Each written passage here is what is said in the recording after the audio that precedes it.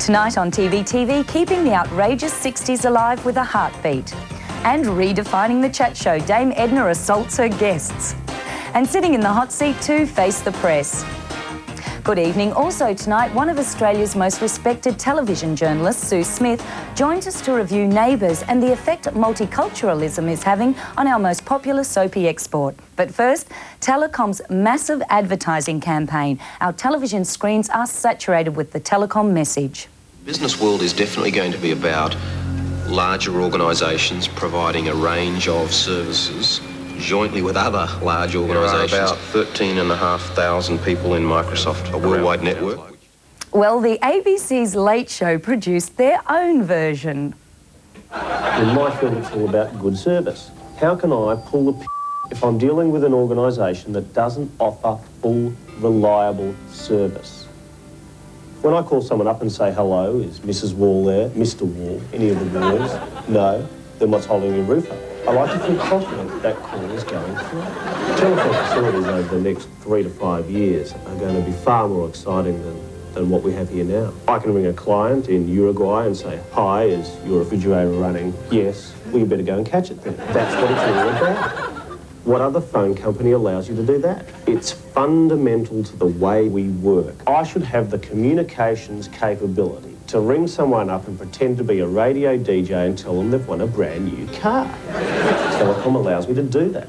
There is no ability in my mind down the track to make prank calls with a phone company that doesn't understand your specific needs. That's why you'll find the partnership between me and Telecom becoming a lot stronger. They love around.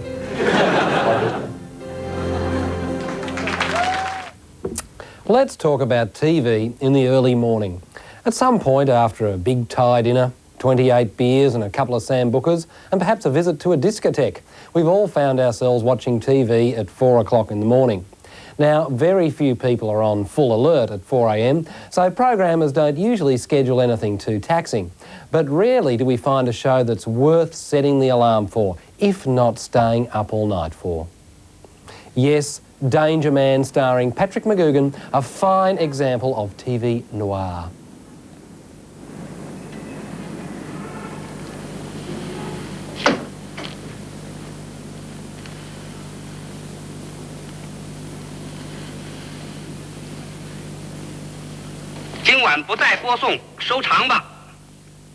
Danger Man is from the great era of spies. Le Carré had just come in from the cold. Bond, James Bond, was in print but not yet on film. And still to come were The Men from U.N.C.L.E., Maxwell Smart and Rocky and Bullwinkle.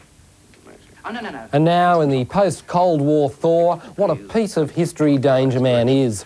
I love that high-tech gadgetry that looks like they borrowed the sound man's hearing aid. And look at this early tracking device, conveniently located in the pipe stem.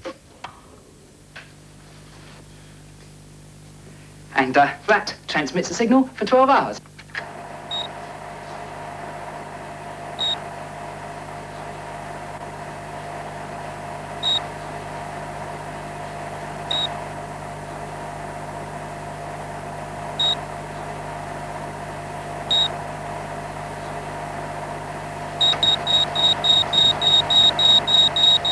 Now then. Yes, they were never in a hurry in Danger Man. Danger Man was sent to the far-flung corners of the Empire. Unfortunately, casting wasn't. Need some Chinese spies? Hey, a little eyeliner and mascara, who'll know the difference? Tell me, what are your impressions? Of Mr. Simpson? I have hardly had time to form any yet. Well, I have. I don't trust him. You will keep an eye on him and report every act of disloyalty, however slight. You understand? Yes, comrade. I don't trust him. I should warn you, people, especially boys, get excited about this show. Because when they were running around in short pants about 30 years ago, this was the best thing ever.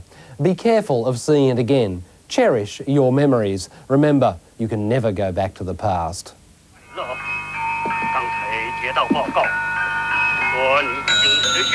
You hear? You have just killed your chief. Zhao Wei! They told me in London that you had 3,000 years of experience in this game.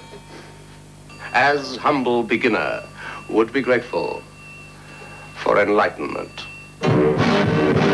Oh, the great age of spies is past. The KGB has finished, the CIA is regarded as the enemy, and MI5 use their skills to keep a close eye on Squidgy.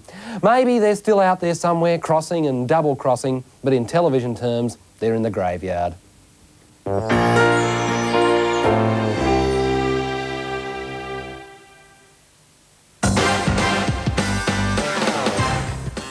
TV reports the Nine Network may regret not holding on to crime reporter Steve Barrett. Barrett has turned up a scoop for his new employer, Ten's Hard Copy, securing an exclusive with the father of notorious criminal turned police informer Raymond Denning. TV hears that one big name upset at being outscooped by Barrett is Nine's Mike Munro. According to Barrett, Munro told Denning's lawyer that Barrett is regarded as a farce in the industry. It seems Christopher Dean's marriage has been skating on thin ice and is now over. His wife of 2 years wanted him to end his ice dancing partnership with Jane Torval, a demand he refused. And a love-struck Romeo, Kevin Foster from Durham, England, thought he'd win his sweetheart forever by taking out a television advertisement to propose. But the public declaration of love embarrassed his would-be wife so much, she ditched him. Well, on a happier note, sharing birthdays today are dashing Dr. Doogie Howser Neil Patrick Harris, 20. Former Governor-General of Australia, Sir Ninian Stephen, turned 70, and the man in the caftan, Demis Roussos, is 46. My studio guest tonight is a television journalist with impressive international experience. Helen Vatsakopoulos is host of the SBS program Face the Press. Helen's assignments have included being at the Berlin Wall when it fell, covering the aftermath of the assassination of Rajiv Gandhi in India, and reporting last year the outbreak of civil war in Yugoslavia. Welcome, Helen. You're a busy woman. Yes. Your once-a-week job is hosting Face the Press, and you're a full-time reporter on Dateline on SBS. Very busy life. Yes, it is, yes, but it's a matter of organising yourself, I suppose. Given the low ratings of SBS, does Face the Press have impact? It does have impact. A lot of people we've featured have been picked up by the other media. Obviously, somebody's watching. Jimmy Barnes got a spread in Rolling Stone. Neville ran an editorial in the Sydney Morning Herald. Jimmy Barnes even got on this program. He certainly did. Because he kept saying, you know. Yes, I know. What do you think about that? That's fine. That's the way he expresses himself. He comes from a working class background. He doesn't have the education perhaps that you do or other people do. And a lot of what he said about multiculturalism was perhaps more relevant than perhaps most of the Liberal Party today.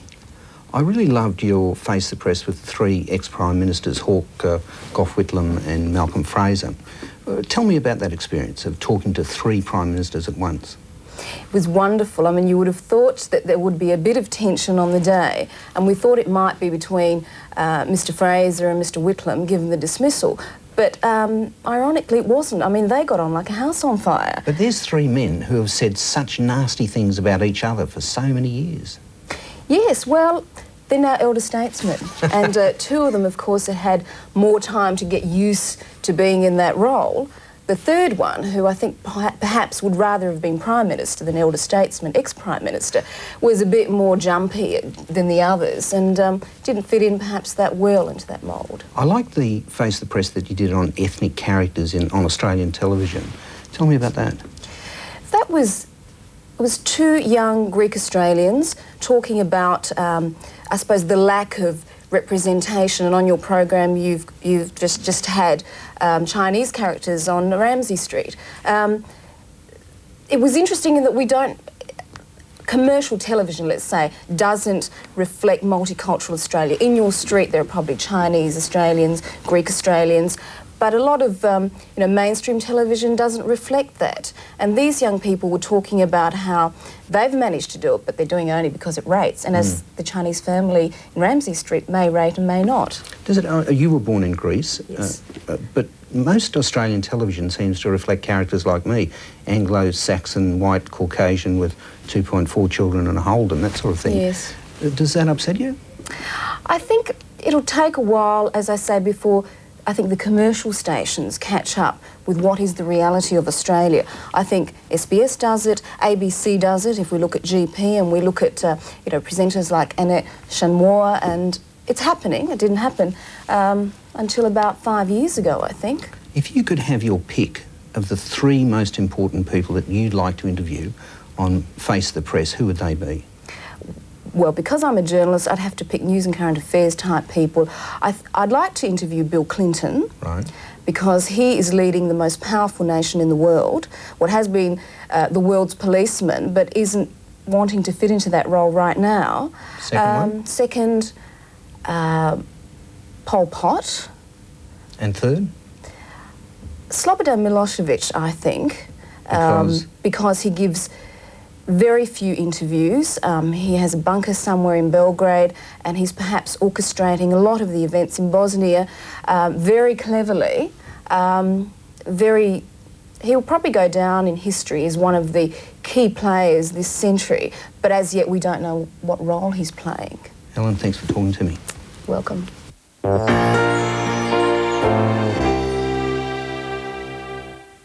For all you night owls, Dame Edna's back on 7.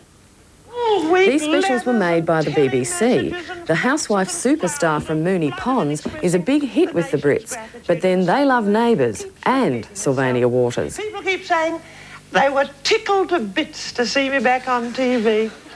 When this show works, it's because the guests respond to Edna, not a 59-year-old man wearing high heels, a lavender wig and evening wear. No wonder it's called an experience. Well, Possums, it's a bit of a mutual admiration society. Dusty's been saying how well I look, and I've been saying how well she looks. I want to know what creams you use on your face. Darling, it's so smooth. It's inward. I feel the same sympathy for Dame Edna's guests as I do for those unfortunate enough to be within hearing distance of aggro. It's amazing how all the guests play along, big-name stars bowing and scraping and, what's worse, flattering this human oddity. You have an awful lot of shoes. I saw them upstairs. I do. I love shoes as much as you do, but they're very conventional ones, like these lovely ones that I wear. But they're specially made. I mean, they're beautiful. Yes, they are. They're made. They're gold. They're beautiful. They're not real gold, but they're very, very pretty. How does Dame Edna do it? That's like asking a magician to tell you the trick. Basically, she surrounds herself with the trappings of success. The studio set is a penthouse, and guests don't appear on the show. They drop around to visit, darling. And going on the birds of a feather theory, that makes Dame Edna a megastar, even if only by association. My apartment in New York, my husband and I have a very modern apartment, and we also... Modern? Yes, it's beautiful. And we also like artwork, like you do. My husband's a sculptor. Oh, beautiful. I've heard that. I long, when I come to New York, to have a look at his work. Well, your room is ready for you whenever you get there. Thank you, my darling. You're so sweet. We're on the Megastars network. The highlight of the show for me is the ritual disposal of one of the special guests. Former First Lady of all the Filipinos, yes, Imelda Marcos!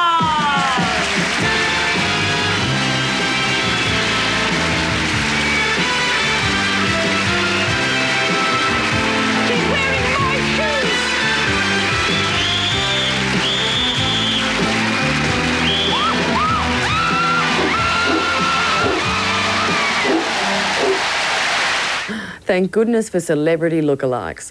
Dame Edna's only as good as the guests on her show, so my advice, check out the guest list before you stay up late.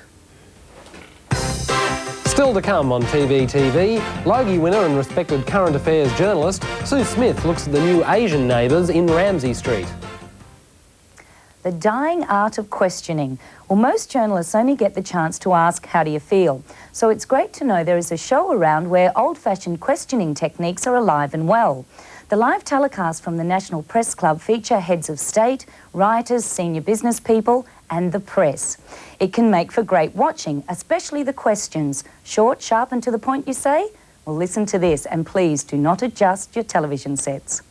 You said that in the new global economy, location becomes of less importance. I think it's a fairly bland statement, but I think I got your words in the right order there when I was scribbling my notes.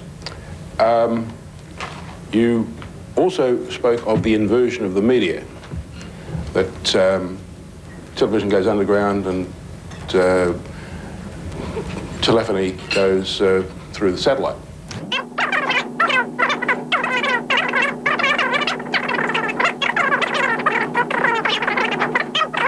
down the track.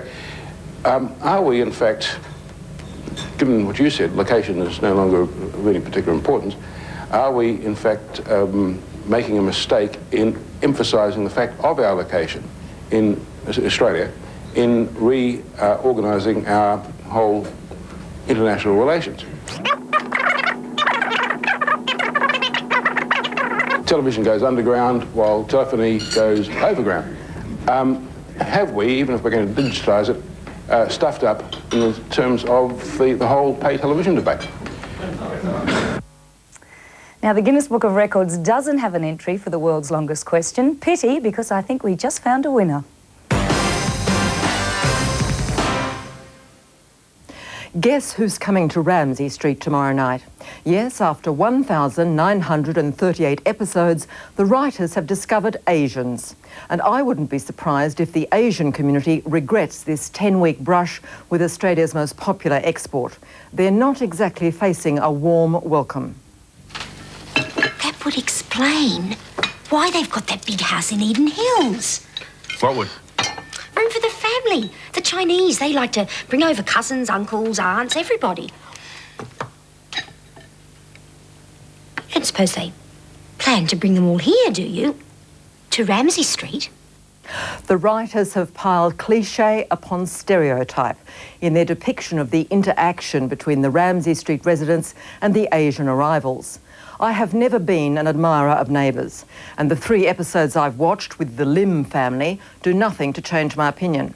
However, if Barry Humphrey's father-in-law, the famous poet Sir Percy Spender, is a devoted fan, along with millions of his fellow Britons, then the show must have something going for it, but not in its depiction of Asians.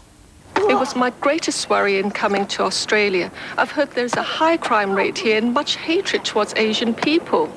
I'm sorry, I didn't mean to alarm you. Some Australians have a problem, but they're in the minority. I don't think we're looking at Logie-winning performances from the Asian actors. Perhaps a few acting lessons wouldn't have gone astray. However, Mrs. Lim does have a point about racial hatred. It's one of our new neighbours from number 22. Well, that's all we need, an Asian invasion. Don't tell me you're worried about the yellow peril, old son. Look, mate, I don't care if they're yellow, black, green with purple dots, but they come over here, they buy up half the country, they take the jobs from the Aussies. It shouldn't be allowed. We've got enough unemployment without importing more. Ah, yes, he's nasty now. But what's the bet that over 10 weeks, disharmony and racial hatred will turn to all-embracing affection, with the Chinese adapting to our ways and the Ramsay Street residents participating in a cute homily on racial harmony. But in the meantime, let's milk racial discord for all it's worth. Just a minute, Gran. I don't think it's right, them coming here and then criticising us. We were not criticising you, Julie. Your wife seemed very critical of my family this afternoon, Raymond, and all because of some harmless, completely normal teenage behaviour. Harmless? In Hong Kong? You are not in Hong Kong now. But if that's how you feel, maybe you'd be better off there. Julie, that's enough. I think we'd better go. Jenny, I'm sure Julie didn't mean... Every word. Please excuse me. I'm so sorry. So, the scene is set for the Asianisation of Neighbours. It troubles me that the Lim's presence lasts only 10 weeks when we have officially over 750,000 Asians living in Australia. Is this just a passing nod to multiculturalism, or do the producers of Neighbours fear a continuing Asian presence in Ramsay Street would lose them viewers? To me, this smacks of tokenism, like the token black or the token woman of 20 years ago. The Lims are Neighbours' token Asians.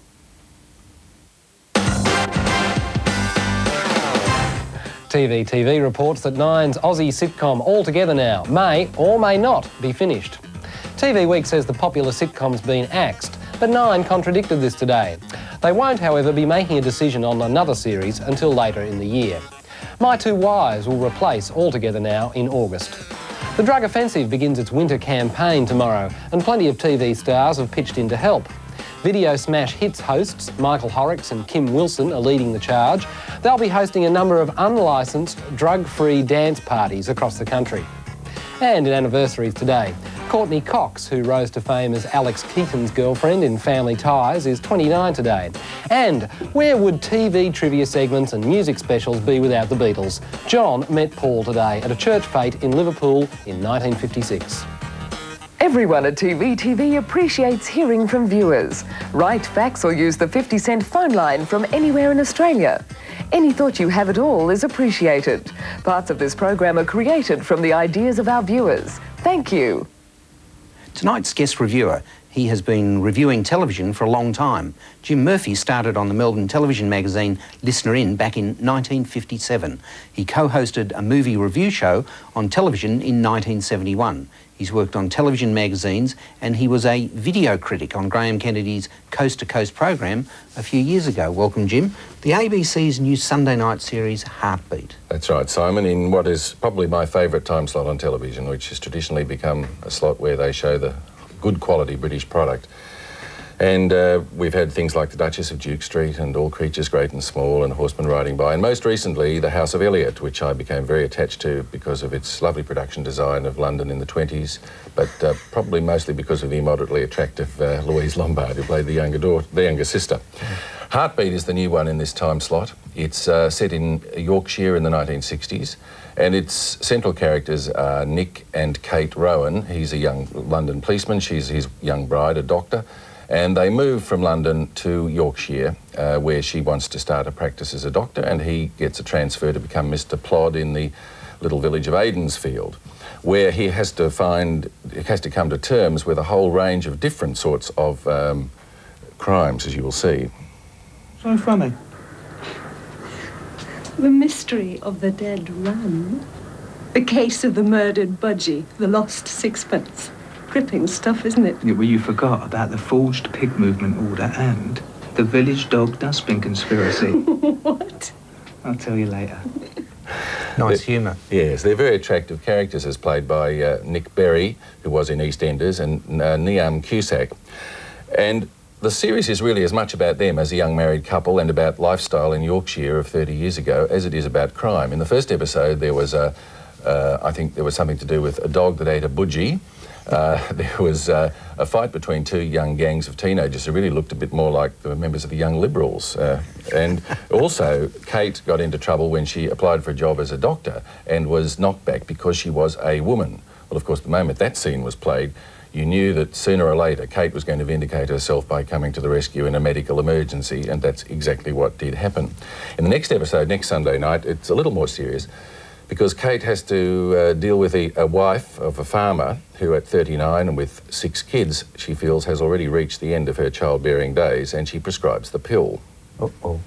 I'm telling you, you don't come round mine shaking sex pills under my wife's nose again. You're a stupid, ignorant man. Why don't you behave like an adult?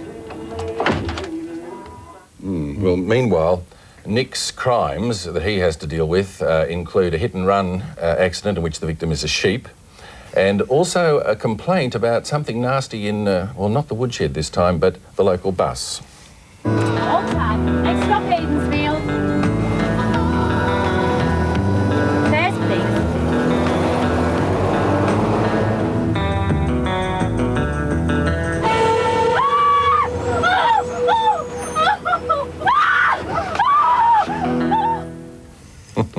Well, as you can see, there's something for just about everybody in Heartbeat.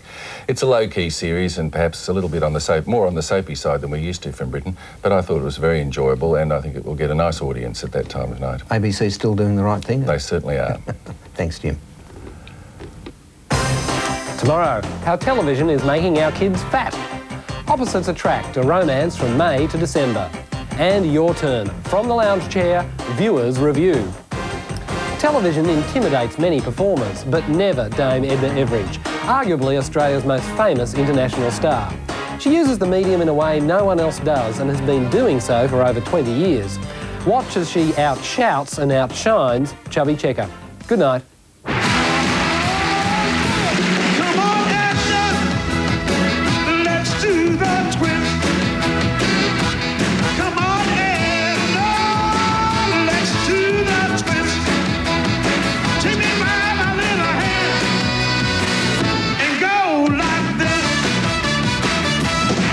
There's a good